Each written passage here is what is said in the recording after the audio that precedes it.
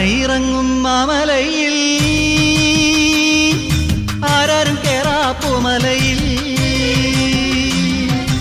ആനയിറങ്ങും മാമലയിൽ ആരാരും കേറാപ്പുമലയിൽ